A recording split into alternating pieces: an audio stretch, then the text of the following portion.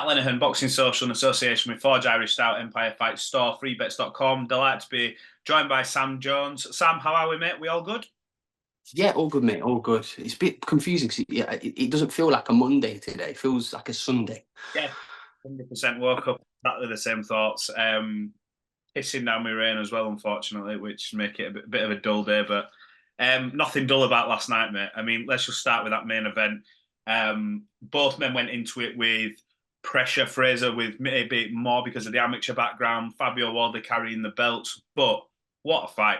Give me your reaction to what was a British heavyweight classic. You know when it's a great fight when you stop scoring the fight. Do you know when you stop? You're like, oh, it's just like you're in awe of them both. Because look, if you know them both outside the ring, I've known Frazer for over 10 years. One of the nicest guys you can meet. Fabio Wardley, a gentleman, but they're both two fucking beasts, aren't they? Let's be honest. Like, because to go at that. Listen, I thought the tide was turning when Frazer got jolted, right?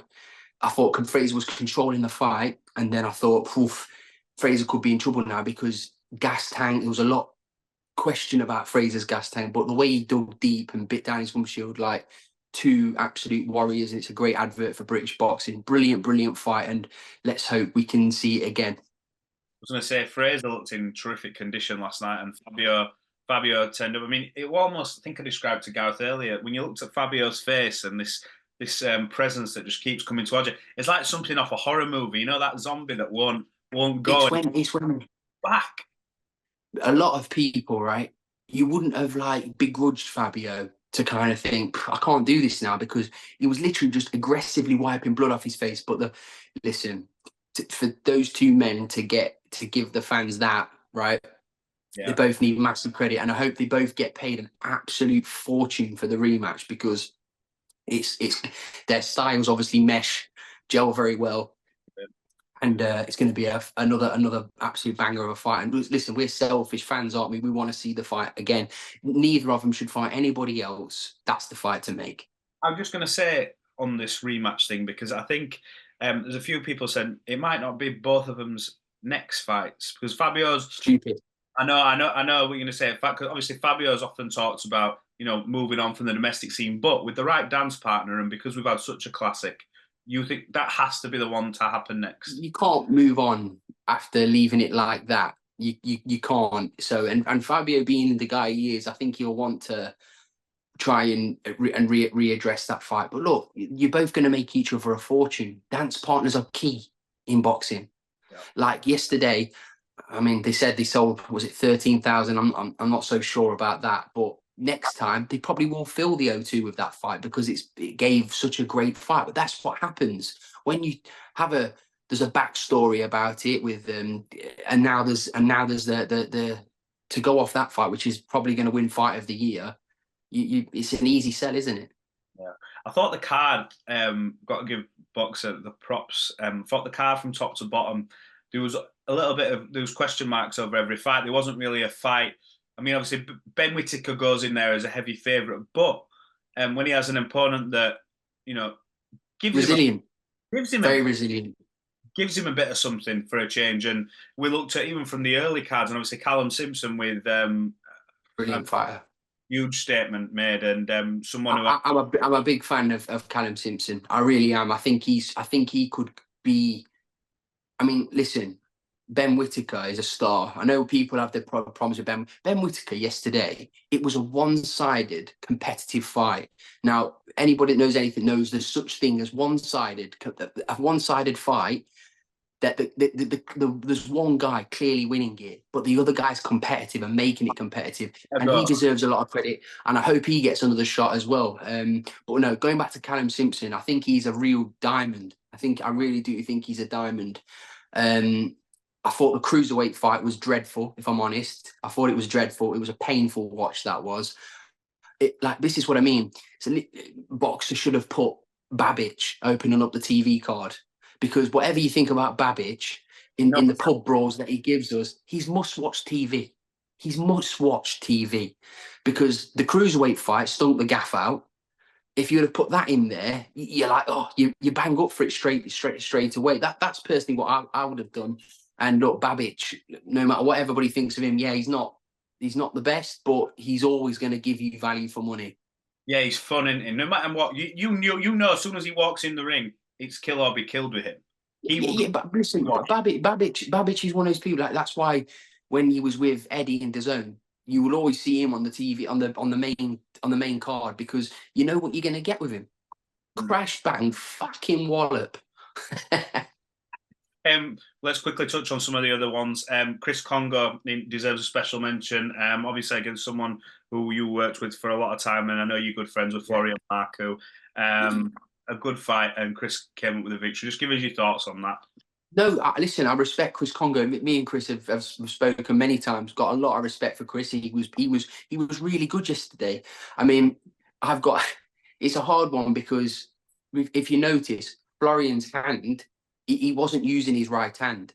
Mm-hmm. So I know there was an injury there with Florian. I'm not just saying that to like put down the performance from Chris because Chris was outstanding, but Florian couldn't use. He could only use one hand. But I would like to see the fight again. But Chris Kongo deserves his moment because he's been very patient. He's done some really good work within that Ben Davison Performance Centre with Barry Jones. But I would love to see the rematch. I'd love to see the rematch. Yeah, wouldn't mind seeing that one again. Interesting. And yeah, but great performance. He's bided his time. He's been very patient. He's had a couple of setbacks in his career. So congratulations to Chris Kongo. He was outstanding. 100%. Wouldn't mind seeing that one again. Sort of a bit of a side narrative that happened. Very interesting, actually, with Dalton Smith there. Adam Azim. Joe, I didn't want you to ask me about this because you know when you ask me about these questions, it's like, oh, Sam's. But no, I just give you my honest takes on situations. I know exactly what you're going to ask me about that smoke screen that happened yesterday. What a load of bollocks that was. I have to ask you, obviously, he came in the ring, and I was blagged because, like I said, I spent a lot of time with Harlem last week in Belfast, and he said absolutely nothing about it. And I was like, we literally. Because he probably didn't know. He probably didn't know himself. Yeah. They got the call saying, listen, do you want to fight? Do you want to fight Adam Azim? Or yeah, we'll sort the contracts next week. But do you want to come and get in the ring and announce a fight? Because basically they need a smokescreen, a diversion because of the. Listen, it's a Hail Mary of a duck. It really is. It's an absolute incredible duck.